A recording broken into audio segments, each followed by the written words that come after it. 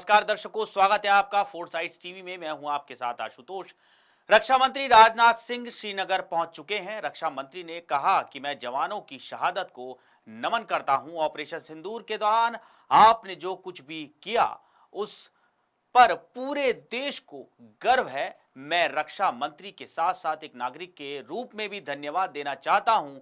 जम्मू कश्मीर की जनता ने इस समय एकजुटता दिखाई, वो अपने आप में काफी अहम बात है।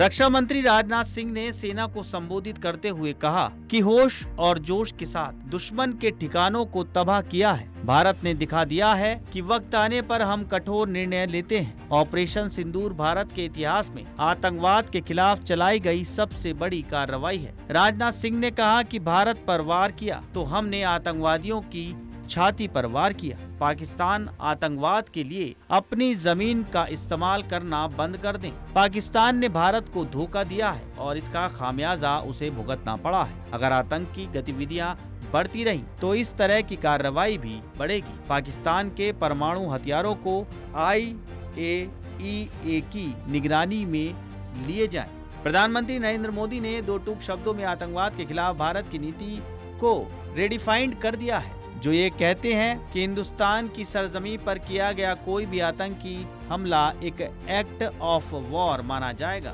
दोनों देशों में जो अंडरस्टैंडिंग अभी बनी है वो इसी बात को लेकर है कि सरहद पार से कोई बेजा हरकत नहीं की जाएगी। अगर की गई तो बात निकलेगी तो बहुत दूर तक जाएगी। साथ ही हमारे प्रधानमंत्री ने ये भी साफ कर दिया है कि आतंकवाद और बातचीत एक साथ नहीं चलेंगे और अगर बात होगी तो आतंकवाद पर होगी। ऑपरेशन सिंदूर आतंकवाद के खिलाफ भारत द्वारा चलाई गई अब तक के इतिहास की मैं मानता हूं यह सबसे बड़ी कार्रवाई है।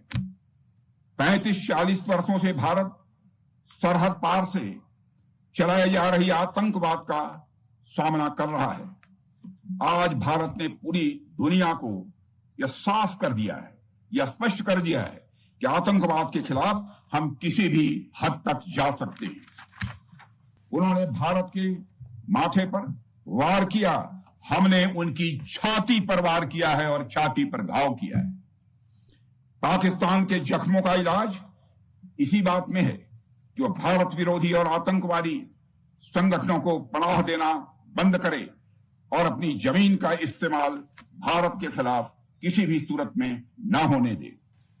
साथियों, आपको याद होगा कि लगभग 21 साल पहले स्वर्गीय अटल बिहारी वाजपेयी जी के सामने इसी पाकिस्तान ने इस्लामाबाद में डिक्लेरेशन किया था कि अब उनकी धरती से आतंकवाद एक्सपोर्ट नहीं किया जाएगा। मगर पाकिस्तान ने भारत को धोखा दिया है, पाकिस्तान ने भारत को छला है और आज भी वह धोखा दे रहा है। इसका खामियाजा अब उसको भारी कीमत करके भुगतना पड़ा है और यह कीमत यदि आतंकवादी वारदातें चलती रही तो लगातार यह बढ़ने ही वाली है। हमारे प्रधानमंत्री नरेंद्र मोदी जी ने दो टूक शब्दों में आतंकवाद के खिलाफ भारत की नीति को रीडिफाइन कर दिया है, इसे परिभाषित कर दिया है, जो यह कहती है कि हिंदुस्तान की सरजमी पर किया गया कोई भी आतंकी हमला एक एक्ट ऑफ वॉर माना जाएगा। आज श्रीनगर की धरती से मैं पूरी दुनिया के सामने यह सवाल उठाना चाहता हूं कि क्या ऐसे गैर जिम्मेदार और रोग नेशन के हाथों में परमाणु हथियार सुरक्षित हैं? मैं दुनिया के सामने यह सवाल खड़ा करना चाहता हूं। मैं मानता हूं कि पाकिस्तान के एटमी हथियारों को IAEA international atomic energy agency की निगरानी में लिया जाना चाहिए। मैं ये कहना चाहूंगा और साफ तौर पर कहना चाहूंगा। खबरों में रहना है अपडेट तो देखते रहिए फोर्साइट्स टीवी।